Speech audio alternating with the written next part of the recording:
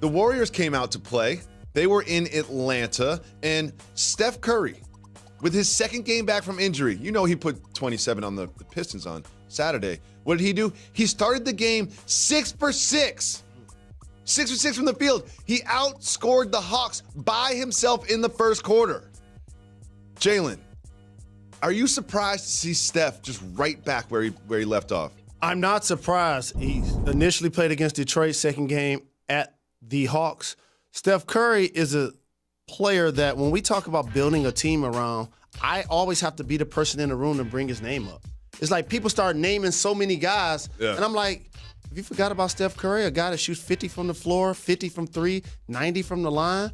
The only unanimous MVP, has won 2 regular season MVPs, has won 3 championships, and is going to be there pre-KD and post-KD, playing great basketball. No, I am not surprised to see. He might have had a little extra motivation in this one. Let's listen to some of his post-game comments about Trae Young. He's getting old, to be honest. I mean, again, he's his own player. Just like when I was a rookie, Steve Nash's name was thrown out there a lot. You take that with respect and understand it's flattering, but at the end of the day, that's not going to carry you through the league. It's what you do with the opportunity you have in front of you. So I've been blessed to have had a lot of success and experience in the league. Obviously, you expect Trae to kind of carve out his own lane and again be himself. He didn't have to be anybody else but himself. Translate that for us. So it's up for me to do the why? Do people keep doing this comparison?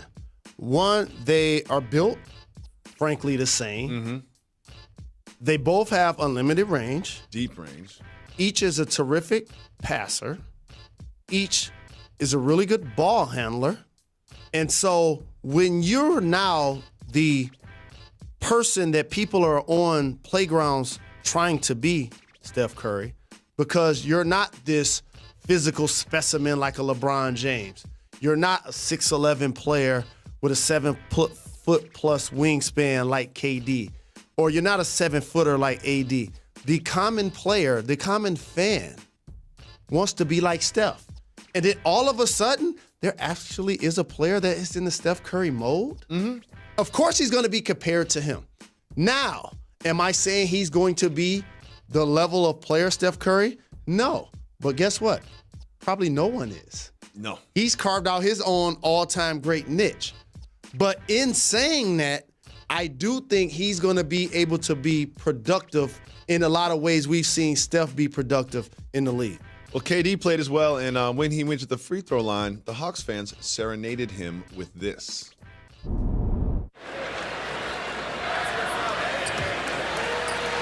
He has scored 20 or more in 18 straight against the Hawks. Alex English had a streak of 21 in a row against Atlanta. He is amazing. Well, you couldn't hear it, but there was a huge section of fans screaming, "Draymond hates you," while he was at the line. Jalen, do you think KD has a good attitude about this? Do you think he finds it funny? Does that bother him? I think he has a good attitude about it, knowing that this is going to be their final season playing together. But when you're in Dallas and you're in Atlanta and people continue to bring up team turmoil, unless you're the Golden State Warriors that at some point of the year are going to start 5 All-Stars, it does play a factor in the psyche of a team. And I understand that they will get by it, but this will be the final season for them to do so. Well, you remember last NBA Finals and playoffs when the Warriors just basically just blew everybody out. They were easily the best team. It didn't even seem like there was much adversity or anybody in their way. And then there was this report from Marcus Spears when he tweeted, quote, "Warriors forward David West says there were a lot going on behind the scenes that people will be shocked about when it comes out. People will be shocked about this when it comes out." I was hoping that maybe there was like a fist fight in practice, or people didn't like each other, or there was some real problems or some real drama, something serious going on behind the scenes. Well, guess what? Now we know what that report was about. Your man Sam Amick from The Athletic reported, quote, "An outside vendor who handled the team's food on a daily basis contracted a contagious form of the disease, meningitis, then survived a life-threatening challenge before eventually returning to work with the team." Jalen, I'm really disappointed that this was about someone contracting meningitis and then the team having to get vaccination. Shout to Spears, the OG. Shout to Sam. Whatever David West was alluding to is something he still hasn't spoke publicly on. And Can't be meningitis, right? what ends up happening in a successful dynamic is you usually don't talk about the things that brought turbulence when you've accomplished what they have. Mm-hmm. Now, if they would have got bounced, then it would have came out quick. And so this level of success becomes the best deodorant for some situations that clearly haven't been as smooth as you would like them to be from the outside looking in. I'm going to make a confession and ask you a question. Do you know what meningitis is? I don't know what meningitis is. I don't. I don't either. We're going to Google some stuff, and we'll tell you what meningitis is when we come back on Jalen and Jacoby. Men in, I don't know. Thrilling game last night. No, I'm not talking about my Rec League championship game. Congratulations. I'm talking about the Toronto Raptors. We got one ring combined. Hosting, they gave me a hoodie. Hosting the Denver Nuggets. Jokovic was dealing. He had so many dimes in this game. Jokic was dealing. He had so many dimes in this game, and they were just close at the end. It came down to this. Look at this shot. Bang! It didn't count, but it was still a good shot from the Joker. But it was close, and the Denver Nuggets won, making them now tied for first place with the Clippers. Jalen, I'm going to start. I don't believe in the Nuggets. I don't know why. Even still, I just don't think they're deep enough, but they keep winning games. They're in first place.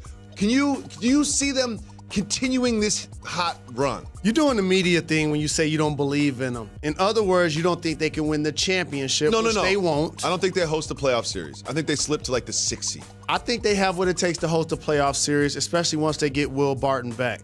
And for those that have been following the best taste-making show in the industry, this one right here, Jalen and Jacoby, my partner David clearly showed you guys that the Nuggets have an elite starting lineup. I've talked about the Denver Nuggets since the draft, in particular taking a flyer on Michael Porter Jr. and also Isaiah Thomas because they knew what you knew.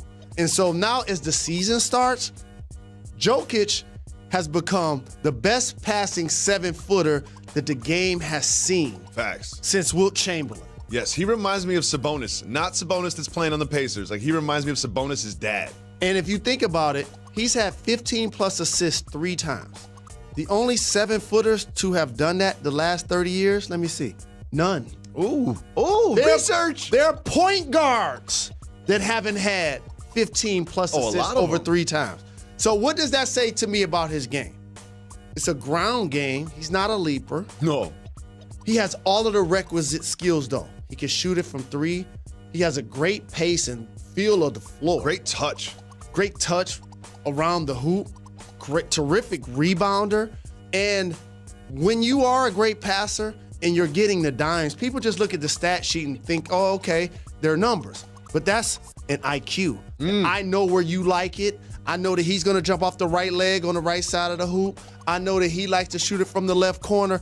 And that pass where he slingshot it to the right corner. Sling pass. It's just insane. Beautiful. So I'm not surprised by the success of the Nuggets, and I do think they have what it takes to be a top 4 team in the West. I love their starting 5. But Trey Lyles, minutes. Torrey Craig's getting minutes. Mason Plumlee's getting minutes. Monte Morris is getting minutes. It's just, I think they have a depth problem. I really think they do. I think they have a depth problem. And when I watch these games, I'm like, wow, they keep winning. Huh. Gary Harris has dealt with injury, being in and out of the lineup. But the thing that unlocks their team for me, besides Murray, who we already talked about, this was going to be a breakout backcourt, is that Paul Millsap has found his groove. He has. He was the Western Conference Player of the Week. You know who playing the Western Conference? LeBron James is out there. KD's out there. AD's out there. Paul Millsap won Conference Player of the Week. Now, you know I read like headlines in the first or second paragraph of a story and then pretend I read the whole thing. You know I do that thing? Well, I read this whole Ringer profile on Jokic, and it was the thing when he caught on the team, he wasn't confident. He didn't feel like he was a leader. And Millsap at one point was like, this is your team. Like, you are it. You're our guy. And ever since then, he's kind of been unlocked. And the Ringer was predicting a breakout year for him, and he's lived up to it. I mean, 15 assists. 15 assists, 11 rebounds, and 23 points. That's huge. Jalen Rose, I always say in life, keep expectations as low as possible. Low. Kobe Bryant was at the all-access event at Staples Center, and he didn't exactly keep expectations low for the Lakers.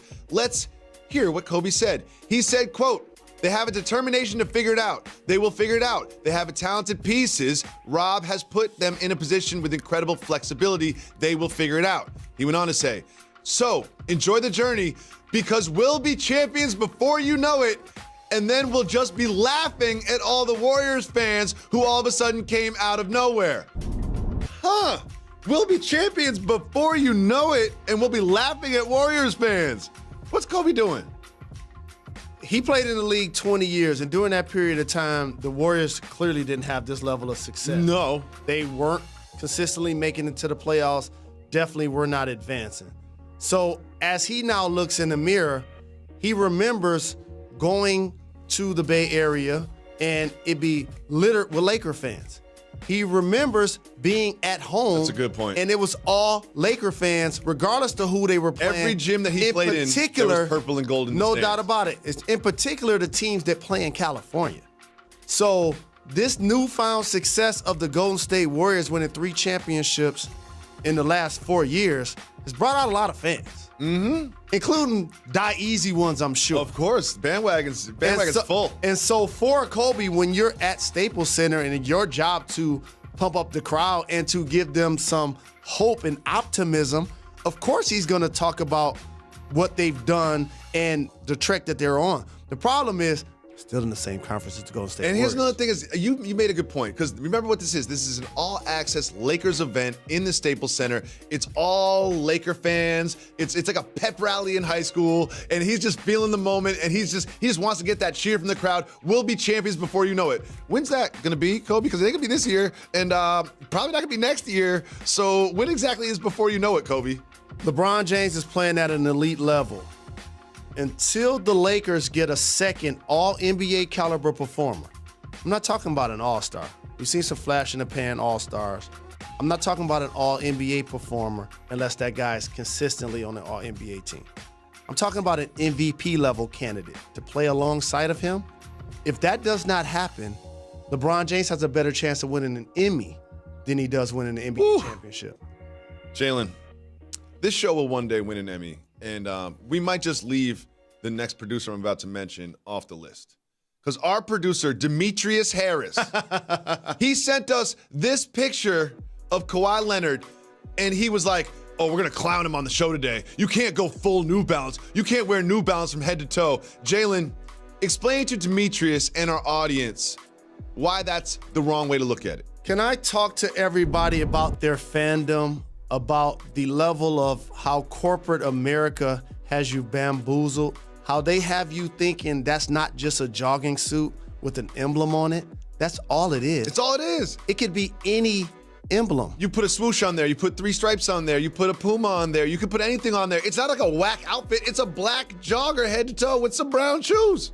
Trust me, as a society, we can't get so caught up in the brand names. That's why I used to love artists like The Roots when they used to drop songs about things like this, because we're blinded by the name and we're caught up in the hype, not necessarily realizing that it's the same material, it's the same goods, it just has a different logo. It probably comes from the same factory that the other, clothiers get it from. They just put on a different logo at the end. Now, do I think New Balance is cool? No.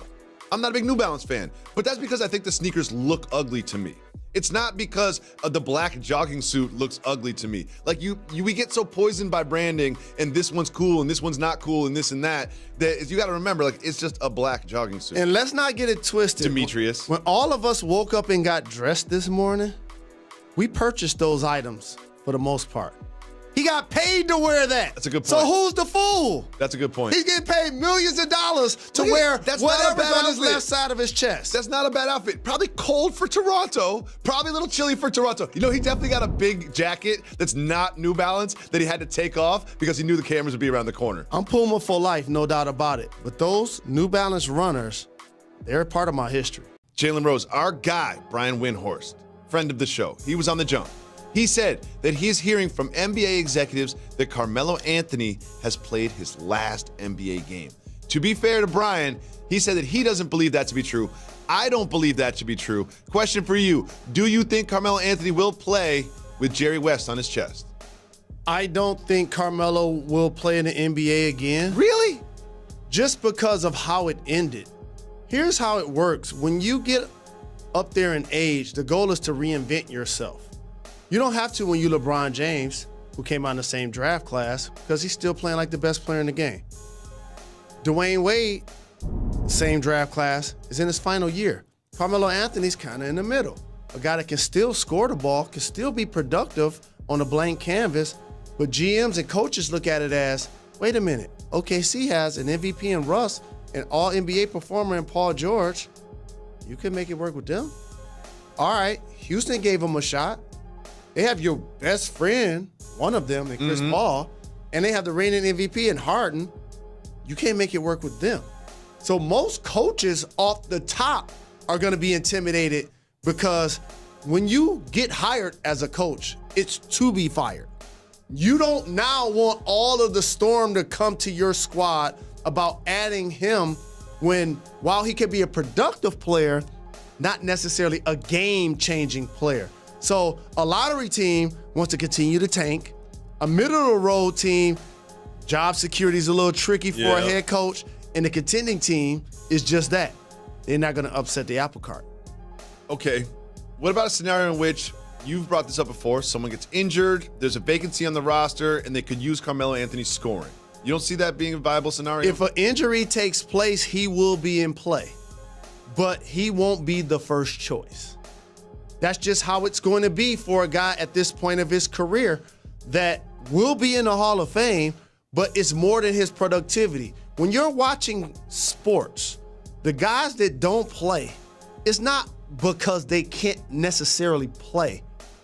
Yeah, the guys in front of them may be better, but also they sacrifice to work within a team dynamic and do things that you never see. Like in practice, like on the bus, like on the plane. They have earned the trust of the coach and of the organization that goes beyond the stat sheet. And at this point of his career, when you scoff at the notion of coming off the bench in OKC, then in Houston, they tell you that there won't be many minutes left for you because they're thinking about another direction. He could have stayed on their team. Oh, yeah. They didn't like just wave him and say, get out of here, Carmelo. They had a conversation and he said, I'm not interested in the role that you're presenting to me. Because that could have happened in Houston. Also, they could have said, right now we don't see many minutes for you. He could have said, okay, cool. I'm here for the long haul. Maybe an injury happens. Maybe you use me. Who knows? But they decided, looking each other eye to eye, that wouldn't work. So based on all of those dynamics, I do think he has an opportunity to get paid playing overseas, which is what I would do if I was him. But NBA, I think he's played his last game. Jalen, Fred Hoiberg has coached his last game for the Chicago Bulls. He was fired yesterday. He went to practice. They told him, nope, you're not leaving practice today, Fred. You're out.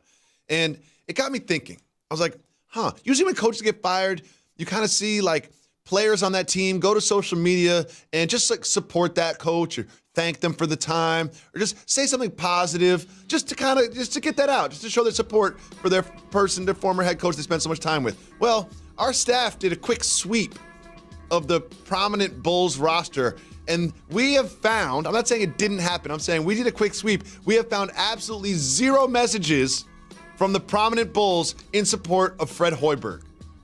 Does that tell you something? Usually the support like that would come from players that got drafted by the team while he was the head coach. So Portis, Markkanen, yep. Those would probably be the players, if it was going to happen, it would come from. And you say, why wouldn't it come from the other players? Wendell Carter. Because they're frustrated by losing. And what ends up happening is you get splintered. And people start to say, I know we're not making the playoffs. Matter of fact, I know we're tanking. We're not even trying But to it's make not going to be because I'm not doing my best. Wendell Carter's going to say, I want people to feel like I got a bright future. Zach LaVine is going to want people to say, they traded Jimmy Butler for me, I got to get numbers. And so it's not necessarily a slight against Fred that they didn't come to social media and talk about how much they appreciate him. I bet you the players did it privately. I bet he got some texts. Coach, Probably. thanks for your instruction. Probably. Thanks for a tip that you gave me, that sort of thing. But it's the same with Mike McCarthy. You don't see Green Bay Packers blowing up social media saying, oh, we don't know why our coach isn't here no more. When you start to struggle, everybody for themselves.